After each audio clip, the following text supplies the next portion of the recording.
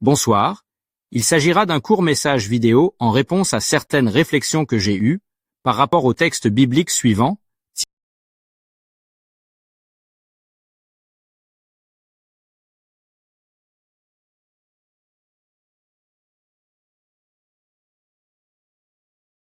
Tiré de Matthieu 24. Prima, c'est à propos de Matthieu 24, je suis maintenant. Matthieu chapitre 24. Et puis Jésus donne toute une histoire sur la fin des temps. L'occasion est la question de ses disciples qui viennent s'asseoir avec lui sur le mont des Oliviers. Ainsi, ceux qui demandaient à Jésus, « Dis-nous, quand cela arrivera-t-il » C'est pourquoi Jésus dit, « Je vous le dis, il ne restera pas ici pierre sur pierre, ni dans le temple qui ne soit brisé. » Les disciples demandèrent alors, « Quand donc cela arrivera-t-il ? Et quel est le signe de ton avènement et de la consommation du monde ?» Comme, si je dois poser une question, posons aussi une question. Saurons-nous vraiment tout faire aujourd'hui ? Jésus répond ensuite, ce qui obtient toute une liste de choses déjà familières à la plupart des gens et dont on dit souvent, oui, ces choses ont toujours été là. Les guerres et les rumeurs de guerre. La faim, pas encore, il est aussi dit d'ailleurs, la famine, les tremblements de terre, souvent mis en avant comme le signe de la fin des temps. C'est injustifié car ces choses ont déjà existé.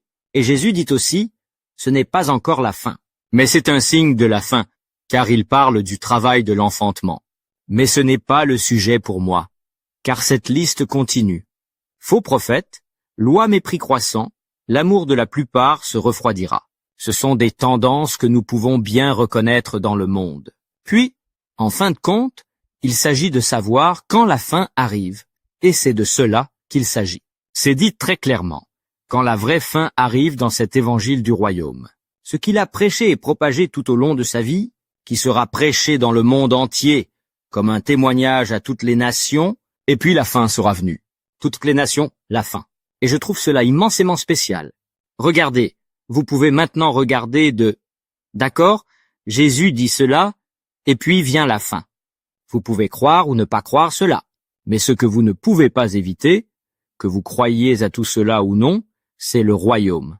Disons, l'histoire, la personne de Jésus, que vous y croyez ou non, que quelqu'un a prétendu, il y a 2000 ans, penser une situation.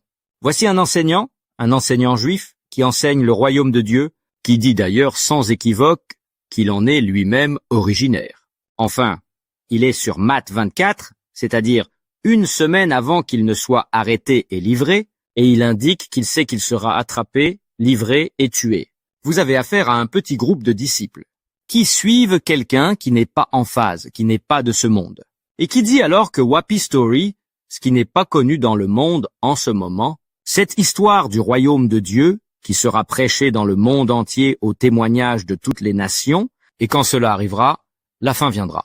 Je pense que ce qui est particulier, c'est que cette prophétie s'est déjà réalisée.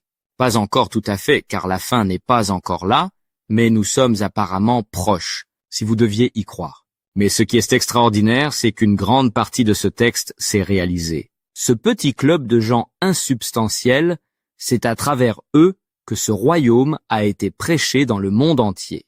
Aujourd'hui, nous vivons une époque de communication sans précédent, une société de l'information, où nous pouvons simplement diffuser notre message dans le monde via l'Internet. Je le fais actuellement aussi via une chaîne YouTube, également le message du royaume de Dieu. Et elle sera prêchée dans le monde entier. En effet, il est prêché dans le monde entier à l'heure où nous parlons, littéralement à l'heure où je parle. Il s'agit donc d'une prophétie. Il ne s'agit pas seulement de « Ok, si cela arrive, alors la fin arrivera. » Donc non, il indique « Elle sera prêchée, cette partie est accomplie. » Et puis notez, vous pouvez aussi supposer que la deuxième partie, qu'alors la fin viendra, s'accomplira aussi. Alors vous direz peut-être « Oui, mais ce n'est pas tout. Regardez, nous sommes toujours là à devenir cyniques et tout. » Et prenez note, vous accomplirez aussi une prophétie selon Pierre.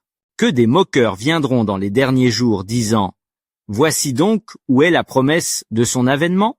Il a dit qu'il viendrait alors, n'est-ce pas? Il n'est pas là. Mais à part cela, il parle de la fin. Il n'est pas dit qu'il y a un bouton. Alternativement, la fin. Combien de temps durera cette fin? Nous pouvons dire, nous ne savons pas. Mais si vous étudiez plus avant les prophéties de Daniel, avant 600 ans avant le Christ, John 70 ans après Jésus-Christ, vous pourriez sûrement conclure que la fin est une période de probablement, je crois, 7 ans.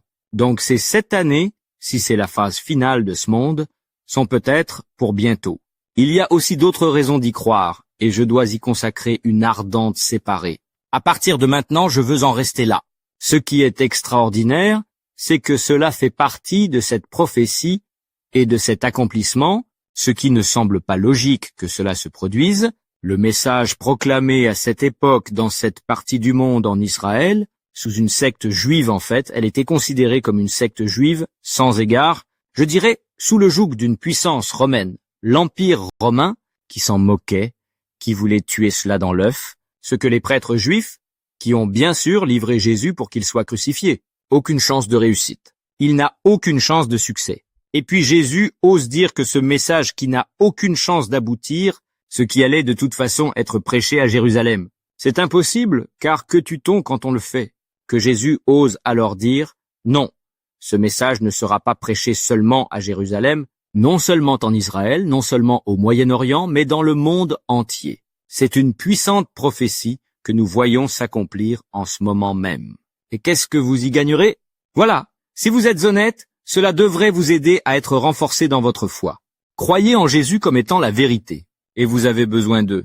Même si vous pensez, oui, je ne crois pas en Dieu, je crois, je ne peux pas croire, je suis musulman, je ne sais pas quoi. Cela n'a pas d'importance pour l'instant. Cela n'a pas d'importance pour l'instant. Si vous pensez, quelqu'un a été dit, la personne Jésus, dire de l'Évangile, la bonne nouvelle du royaume, cette prophétie s'est accomplie, elle a été proclamée par le monde entier.